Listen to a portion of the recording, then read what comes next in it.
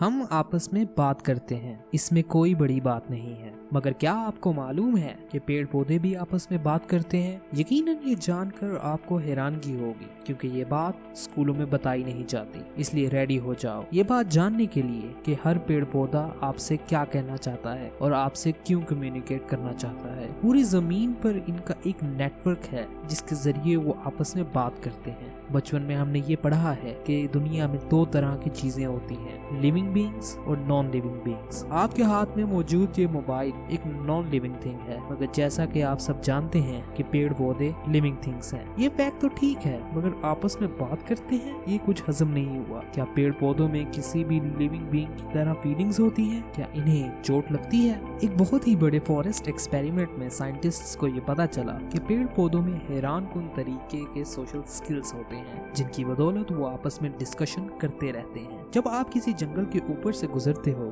तो आपके पाँव के ठीक नीचे लाखों पेड़ों के बीच में बातचीत चल रही होती है और आपको इस बात का अंदाजा भी नहीं होता। आपको इस बातचीत का एक लफ्ज भी सुनाई नहीं देता। इसकी वजह यह है कि पेड़ पौधे आपस में लैंग्वेज यानी जुबान से बात नहीं करते, बल्कि एक ऐसी चीज के थ्रू बात करते हैं जिसे हम इलेक्ट्रिकल इम्पल्स कहते हैं। ये इलेक्ट्रिकल इम्पल्स इन पेड़ों के रूट्स यानी जड़ों के जरिए ट्रांसफर होते हैं। जिस तरह इंटरनेट में एक कंप्यूटर से दूसरे कंप्यूटर तक इलेक्ट्रिकल सिग्नल जाता है, इसी तरह पेड़ पौधों के बीच में भी एक कनेक्शन होता है। हर पेड़ के नीचे जमीन के अंदर इसकी जड़ बहुत ही जोड़े तरीके से फैली होती है। हर पेड़ का जड़ जमीन के अंदर इतना तो फैला ही होता है जितनी इस पेड़ की अपनी हाइट होती है, जो हमें बाहर नजर नहीं आ रही होती।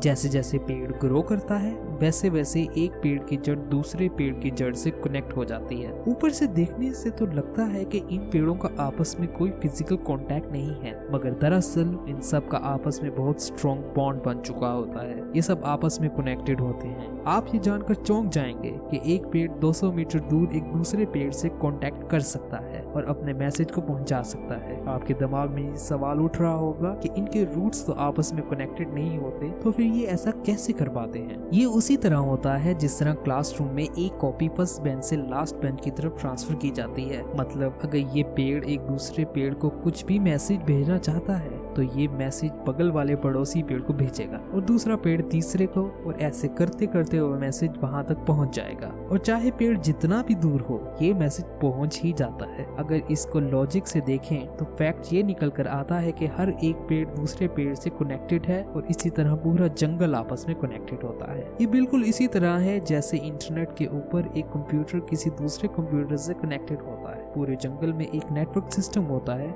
जो कि एक लिविंग बीइंग की तरह काम करता है। मैं जानता हूँ कि आपके दिमाग में सबसे बड़ा सवाल ये आ रहा होगा कि आखिर ये पेड़ पौधे आपस में बात क्या करते होंगे। साइंसदानों की रिसर्च के मुताबिक ये आपस में जो भी बातें करते हैं, इनमें से ज्यादातर बातें सर्वाइवल यानी जिंदा रहने से रिलेटेड होती हैं। ये एक्चुअली रिसोर्सेज को शेयर करने के लिए आपस में बात करते हैं, जैसे मुझे थोड़ा वाटर भेजो, अब मेरे पास कार्बन की डेफिशिएंसी है, थोड़ा शेयर करना प्लीज। जब किसी एक पेड़ के पास जिंदा रहने के लिए जरूरी चीजें कम हो जाती हैं, तब वो दूसरे पेड़ से कम्युनिकेट करके अपनी जरूरतों को पूरा कर लेता है। ज्यादातर केसेस में इन पेड़ों के करीब तरीन जो पेड़ होता है वो इसकी मदद को राजी हो जाता है, लेकिन बाज़ औक़ात इस पेड़ को मदद नहीं मिल पाती और वो मुरझा जाता है। मगर मदद की सूरत में जमीन के अंदर ही यानी रूट्स के जरिए जरूरी अज्जा जैसे कि पानी और कार्बन फराहम कर दी जाती हैं। यानी ये रूट्स सिर्फ मैसेज ट्रांसफर करने के लिए नहीं, बल्कि पूरे फिजिकल एलिमेंट्स को ट्रांसफर कर सकते हैं। जंगल के ज्यादातर पेड़ एक दूसरे की मदद को तैयार रहते हैं। जब भी कोई बेबी पेड़ उगता है तो आसपास के पेड़ इसकी तरफ न्यूट्रिएंट्स पास करते हैं ताकि इसकी ग्रोथ में हेल्प हो सके। सच में पेड़ों की ये दुनिया बहुत ही इंटरेस्टिंग है और इनका आपस में कम्युनिकेट करना इनके सर्वाइवल की वजह है।